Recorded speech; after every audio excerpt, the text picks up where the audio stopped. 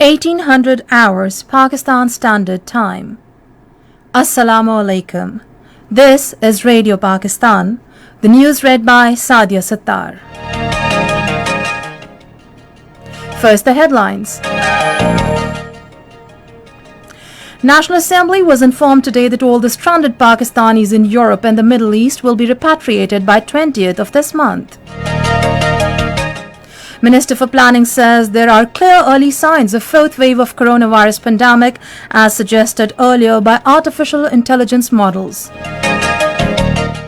Pakistan has welcomed Iran's engagement with Afghan parties to achieve a negotiated political settlement. Afghan Taliban assure Russia not to allow their country to be used as a platform to attack others. In Indian illegally occupied Jammu and Kashmir, Indian troops in their continued acts of state terrorism martyred one more Kashmiri youth in Rajouri district today. The 54th death anniversary of Madre Millat Fatima Jinnah was observed with due reverence today. And now the news in detail. National Assembly was informed today that all the stranded Pakistanis in Europe and the Middle East will be brought to the country by 20th of this month. Speaking in the National Assembly today, Minister for Aviation Ghulam Sarwar Khan said PIA has operated special flights to bring back overseas Pakistanis to the country from the Middle Eastern region.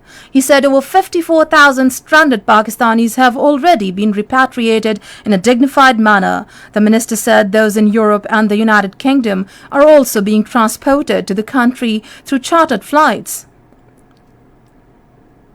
Prime Minister Imran Khan, in another historic step to address the public grievances, has directed to link the performance report of government officials with their efficiency to resolve problems of people. On the instructions of the Prime Minister, a letter has been issued to the Establishment Division to work out the new modalities of performance evaluation.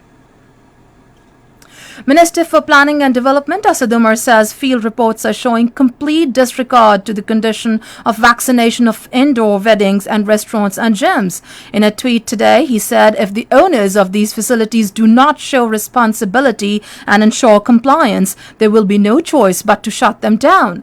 Asad Umar said 2 weeks back he had tweeted that our artificial intelligence models are showing possible emergence of fourth wave, and now there are clear early signs of fourth wave starting.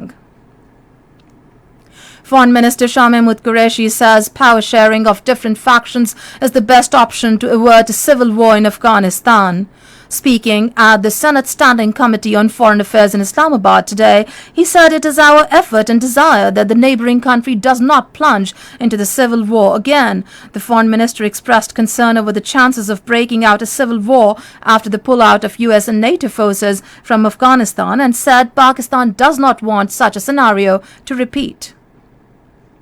Pakistan has welcomed Iran's engagement with Afghan parties to achieve a negotiated political settlement in response to media regarding the visit of Taliban and Afghan government delegations to Tehran. Foreign Office spokesperson Zahid Hafiz Chaudhry said that Pakistan considers the role of Iran in the Afghan peace process important.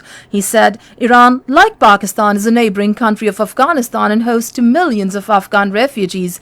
The spokesperson expressed the hope that the Afghan parties would seize the opportunity and achieve an inclusive, broad-based and comprehensive political settlement. Taliban have assured Russia that it would not allow the country to be used as a platform to attack others. Speaking at a news conference in Moscow today, 3 Taliban officials said that they do not pose a threat to the wider region. They also claimed that the group has the control over 85% of the territory in Afghanistan. Meanwhile, according to the Afghan officials, the Taliban have captured Islam Qilla, the major border crossing between Afghanistan and Iran. This is Radio Pakistan. In Indian illegally occupied Jammu and Kashmir, Indian troops in their continued acts of state terrorism martyred one more Kashmiri youth in Rajouri district today, taking the toll to 6 in the territory since yesterday. According to Kashmir Media Service, the troops martyred the youth during an ongoing coordinated search operation in Sundarbani area of the district. Meanwhile, illegally detained senior APHC leader Shabir Ahmed Shah, talking from New Delhi's Tihar jail to his daughter over telephone in Srinagar, said he is being kept among coronavirus patients to die. He, however, made it clear that he was ready to embrace martyrdom for the sake of the Kashmir cause. On the other hand, Indian troops and police personnel used brute force on mourners, including the family members of a martyred youth in Pulwama district. Turkey, Russia and Iran have called on the international community and the United Nations to take action and increase the volume of humanitarian aid to Syria. The 16th round of Astana talks on Syria were held in Kazakhstan's capital, Nur Sultan. The talks focused on a variety of issues, including the humanitarian situation in the country, aid, the political process to end the conflict, work on drafting a new constitution, and the fight against terrorism.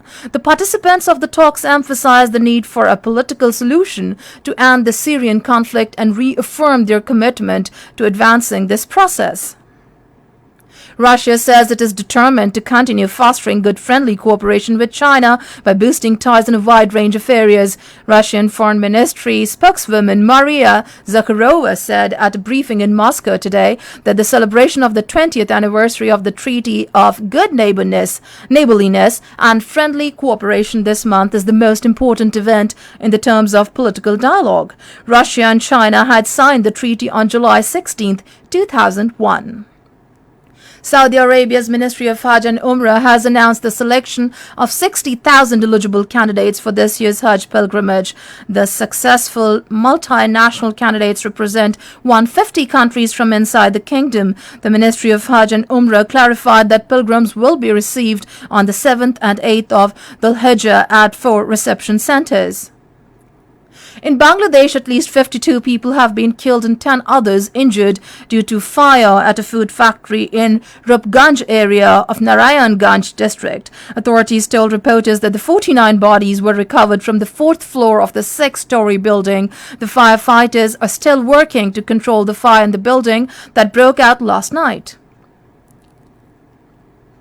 Pakistan has expressed deep sorrow over the loss of precious lives due to the factory fire in Bangladesh. The Foreign Office spokesperson Zahid Hafiz Chaudhry in a tweet conveyed heartfelt condolences to the families of the victims and the government and the brotherly people of Bangladesh. He also prayed for quick recovery of those injured. The 54th death anniversary of Madre-Millat Fatima Jinnah, the younger sister of Quaid-e-Azam Muhammad Ali Jinnah, was observed with due reverence today. She was born on 30th July 1893. Fatima Jinnah is referred to as the Madre-Millat or Mother of the Nation for her dynamic role in the Pakistan's freedom movement. She played an important role in the Pakistan movement, supporting the two-nation theory and strongly opposing the British Raj. After the independence of Pakistan, she co-founded the Pakistan Women's Association, which played an integral role in settlement of the women migrants in the newly formed country. Fatima Jinnah died in Karachi on this date at the age of 71 in 1967. The second one-day international of 3-match series between Pakistan and England will be played at Lord's tomorrow. The match will start at 3 p.m. Pakistan Standard Time. England leads the series 1-0. And now the weather update. Very hot and dry weather is likely to prevail over most parts of the country during the next 12 hours. However, rain, wind, thunderstorm is expected at isolated places in Kashmir, Gilgit-Baltistan, northeastern Punjab and upper Khyber Pakhtunkhwa during the period. And that's it, the end of the news. For more news and analysis, do visit our website, radio.gov.pk.